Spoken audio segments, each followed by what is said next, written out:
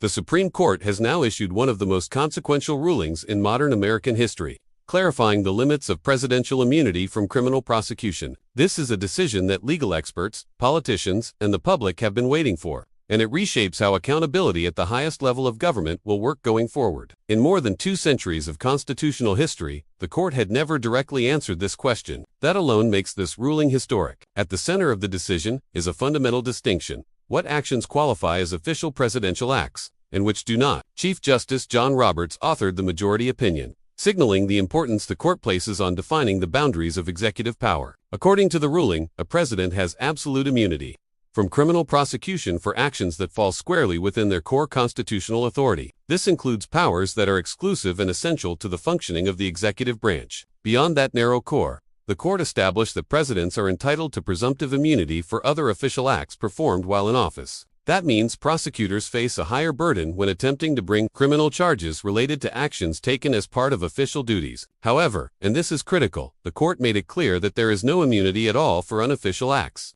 Actions taken in a personal capacity, as a candidate, or for private benefit receive no constitutional protection. The ruling came down in a 6-3 decision, largely along ideological lines. Justices Sotomayor Kagan and Jackson dissented, raising concerns about how this framework could affect accountability. While some justices agreed with parts of the opinion and not others, the central holding remains clear: presidential immunity exists, but it is not unlimited. The most important question moving forward is how courts will distinguish between official and unofficial acts. This distinction now becomes the battleground in future cases. Lower courts will be required to examine each charge individually, looking closely at the context, purpose, and nature of the alleged conduct. This process will not be fast, but it is now unavoidable. The ruling is not just relevant to one individual, it has long-term implications for the executive branch itself. Presidents from both parties will now operate under a clearer legal framework. While some actions are protected to preserve the independence of the presidency, personal conduct and campaign-related actions are not shielded by the office. Another key aspect of the decision addresses a long-debated issue.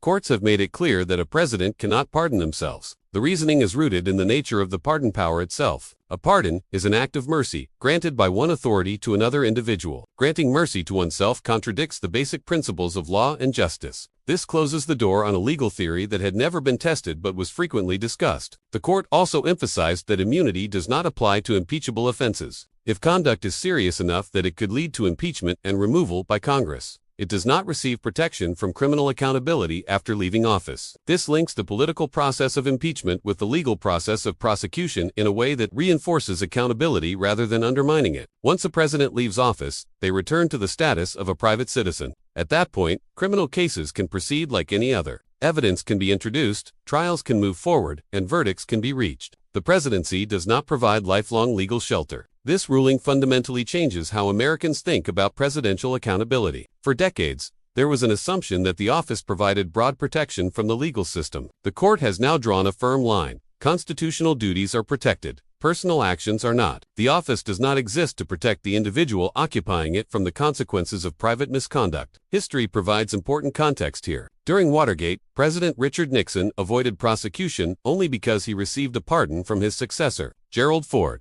That decision was controversial, but it was lawful because the pardon came from another person. The idea of a self-pardon, by contrast, has no historical foundation and has now been firmly rejected. International comparisons also matter. In several democratic countries, former leaders have faced prosecution after leaving office. The United States has traditionally been reluctant to take that path, fearing political instability. This ruling suggests a shift toward the principle that no one, regardless of position, is above the law. Legal analysts describe the new framework as far more direct than before. In the past, presidents could rely on delays, procedural arguments, or broad immunity claims. Many of those escape routes have now been closed. The legal path is clearer. Term ends, cases proceed, evidence is examined, and courts decide. As a result, the focus now shifts from procedural arguments to factual ones. Prosecutors must prove what happened, when it happened, and why it happened. Defendants can no longer rely solely on legal technicalities to avoid trial. Evidence, rather than process, will be decisive. In the near term, courts will conduct extensive hearings to determine whether specific actions qualify as official or unofficial. This will take time, but it will not stop cases from moving forward. Once those determinations are made, trials are likely to proceed more quickly.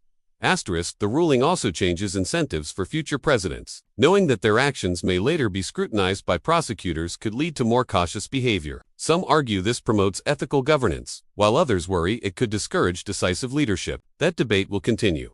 Asterisk, the potential legal consequences in major federal cases are serious. Charges related to classified documents, obstruction, or election interference carry significant penalties. While sentences often run concurrently, even partial convictions could result in lengthy prison terms. For older defendants, long sentences can effectively amount to life imprisonment. Asterisk, this reality raises the stakes dramatically for politicians facing serious legal exposure. When political power and personal freedom are both on the line, conflicts become more intense. History shows that when legal accountability finally reaches powerful figures, it often does so decisively. Asterisk, the Supreme Court has now set the rules. Presidential immunity exists, but it has limits. Self-pardons are not valid. Criminal accountability does not disappear with the office. The path from the White House to the courtroom is clearer than ever before.